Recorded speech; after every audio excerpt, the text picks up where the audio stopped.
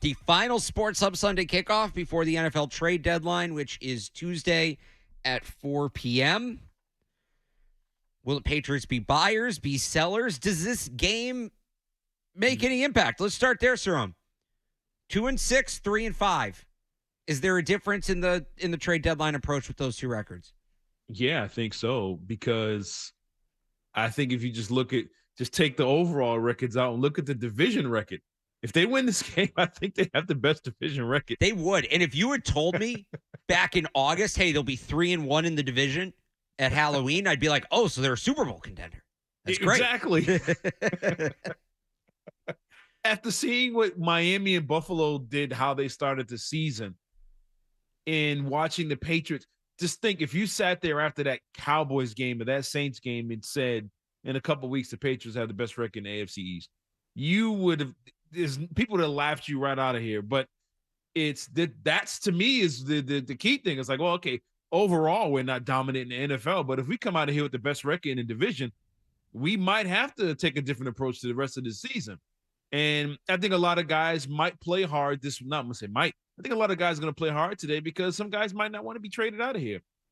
So they're kind of auditioning. They're kind of playing for, the guys know who could potentially be moved. And if they really don't want to be moved, I think you can see guys playing through a little pain, playing a little harder. Blocks are a little harder, firing off the ball a little quicker. And I think that trade deadline does play into it. But if they win this game, I think it absolutely changes their entire perception of how they pursue the rest of the season. I think maybe they sell less if they win this game, but one guy to watch is Josh Uche, who is inactive this week. Is going to be, I think, the third game he missed in a row. He's reportedly been dealing with a foot injury, but after he first suffered that injury, there were reports coming out like, oh, he's fine, it's minor, which felt like the team saying, hey, if you want to call on him, he's good, don't worry about it. There were reports this weekend that the Patriots have gotten calls on Uche. They can probably get a third or fourth round pick. I think if you can get a third round pick for Josh Uche, that's a great deal. Yeah. I don't want to say he wasn't playing well. I don't know how much of an impact he was making early on. That's a guy that even if they are 3-5, I think they can afford to move. They have depth on the edge. Opens up more opportunities for a guy like Keon White, a guy like Anthony Jennings, who's playing very well. Maybe another safety in that role. It's another way to get Jabril Peppers and Kyle Duggar on the field together. Whatever happens today, I think moving Josh Uche, and it doesn't seem like they're going to re-sign him. There's been reports that, they aren't really talking contract extension right now. Whatever happens today, I think moving Josh Uche is the right move. Do you think you're there all the time? You have a much bigger ear on the organization than a lot of guys do. Do you think that this might have been in play the minute they realized what they had in Keon White? Like, you think this was a potential, even if they got off to a great start, and this season was in a completely different direction, do you think that this might have been in play after the impact of what they see from Keon White? No, because let's say they're 5-2 instead of 2-5, right? You're just not selling players off. You're just not doing that because you never know, somebody's going to get hurt or whatever. You don't want to mess that up. But I think it's the combination of the emergence of Keon White and Anthony Jennings, by the way, who has been very good. I think it's the emergence of those guys with the record. And those two things kind of go hand in hand as to why Josh Uche kind of becomes not necessarily expendable, but just a logical trade candidate. Mm-hmm. Yeah, I mean, imagine if Keon White goes up there and lights it up today. I think that might be all she wrote. But I mean, hey, like you said, if you get a third round pick for him, yeah, you might go ahead and make that move. I mean, if he's the guy that has the most value right now, or somebody that they're getting the most phone calls with and can get the best deal, and like we said a couple of weeks ago, I don't think anybody on this team was considered safe or completely untradeable. But if you can get the third round pick for that guy and move on and use that to build your roster down the line, I think you go ahead and make that move. Or if you take that third round pick and flip it for another player later, whatever it may be, I think you have to absolutely entertain that. If nothing happens, you go ahead and keep it and roll with it.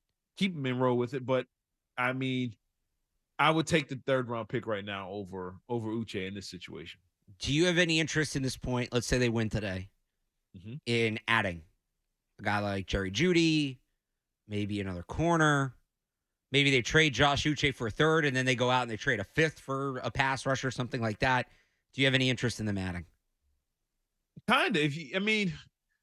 Judy's kind of, I don't know if Judy's been down or the Denver Broncos have been down. I don't know. I'll be honest. I view Jerry Jeudy very differently since the whole Steve Smith thing.